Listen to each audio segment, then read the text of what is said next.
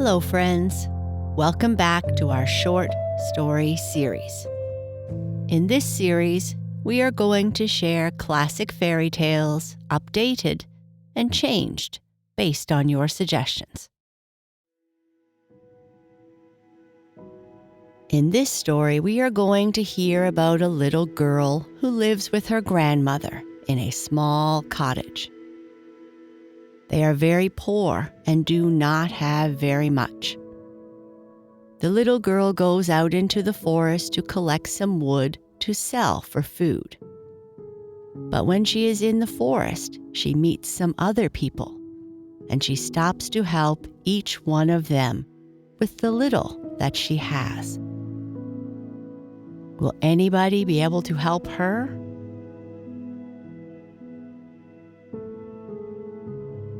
Now, before we continue with our story, let's start by making sure you are comfy and take some great big belly breaths. Breathing in slowly through your nose and slowly out through your mouth. Notice how your belly rises as you fill yourself up with air. Breathe in and breathe out.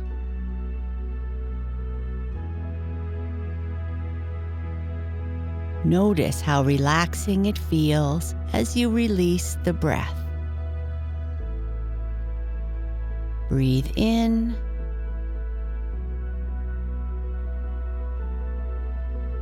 and breathe out. You are becoming relaxed, calm, and peaceful. One more time. Breathe in, hold, and breathe out.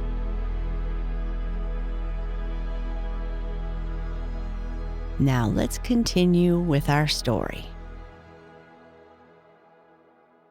The Kind Little Girl. In a land far away that had fallen on hard times, there was a little girl who lived all alone with her grandmother in a small house at the edge of a forest. They had become very poor and had a hard time buying food to feed themselves or clothes to keep them warm in the winter. "Don't worry, Nana," the little girl would say. "Someday I will grow big and strong enough to work, and then I will earn enough money that I will be able to buy the things we need and give some to all the others who are in need as well." One day, the little girl went off into the forest to gather long sticks of wood.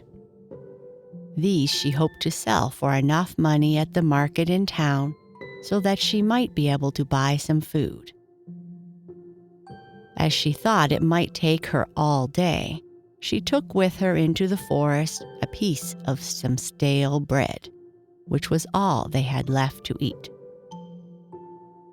It was winter, and it was very cold outside.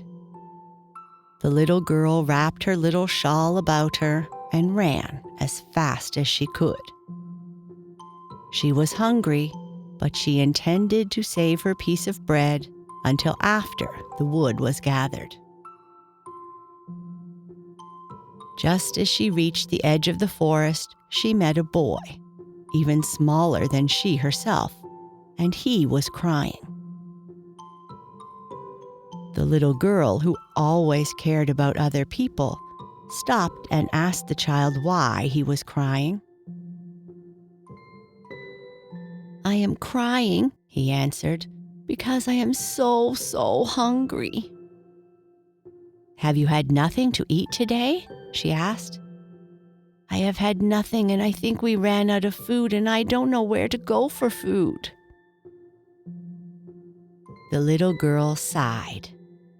"You are perhaps hungrier than I," she said, and she took the piece of bread from her pocket and gave it to the boy. Then she again hurried on. A little farther on, she met another child who looked much worse than that little boy. This child seemed almost frozen with cold. Her clothing hung about her in rags, and her skin looked blue through all the tears in her clothes. "Ah," she cried, "I wish I had a warm dress like yours. Help me, please, as I feel I might freeze from the cold." The good little girl was filled with pity. "It is not right," she thought, "that I should have both a dress and a shawl. I will give one of them to this poor little girl." She took off her dress and gave it to the child, and then wrapped the shawl closely around her shoulders. In spite of the shawl, she felt very cold. Still, she was near the place where the sticks of wood were to be found, and as soon as she had gathered them, she would run home again. She continued on, but when she reached the place where the sticks of wood were, she saw an old woman already there, gathering up the fallen wood.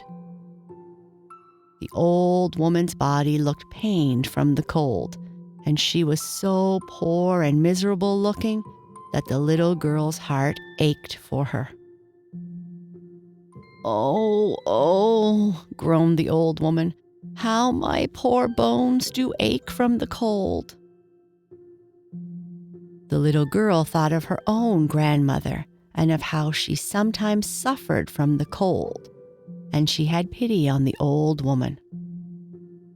"Here," she said, "take my shawl." And slipping it from her shoulders, she gave it to the old woman. And now she stood there in the forest with her arms and shoulders bare, and with nothing on but her light clothes she wore under her dress. The cold wind picked up and blew around her, but she did not feel cold. She had eaten nothing, but she was not hungry. She was fed and warmed by her own kindness. She gathered her wood and started home again. It was growing dusk, and the stars showed through the bare branches of the trees. Suddenly, an old man stood beside her. "Could you spare some of your wood?" he said, "for our home is so cold, and I am too old to gather wood for myself." The little girl sighed. If she gave him the wood, she would have to stop to gather more. Still, she would not refuse him. "Take them," she said. "I have the ability to gather more."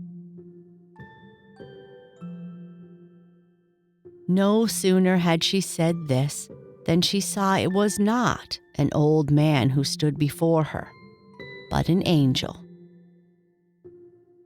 "You have fed the hungry," said the angel. "You have clothed those who had no clothes, and you have given help to those who asked. You shall not go unrewarded."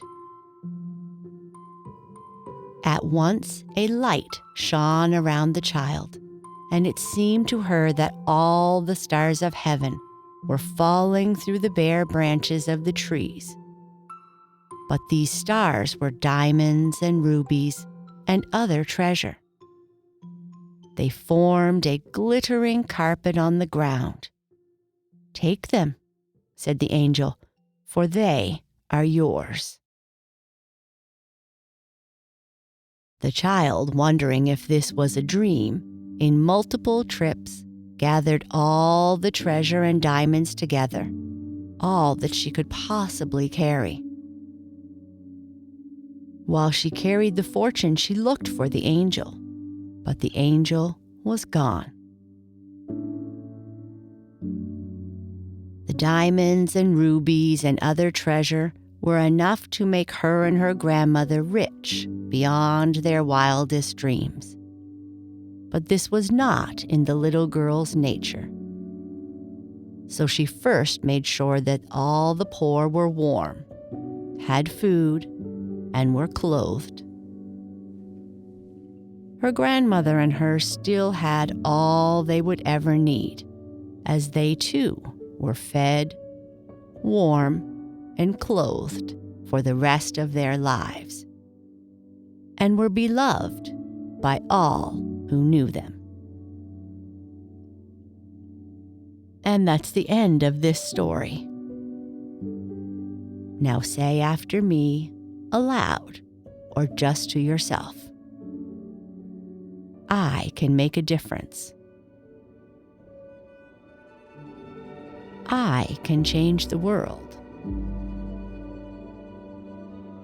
I am calm, relaxed, and peaceful. Sleep tight.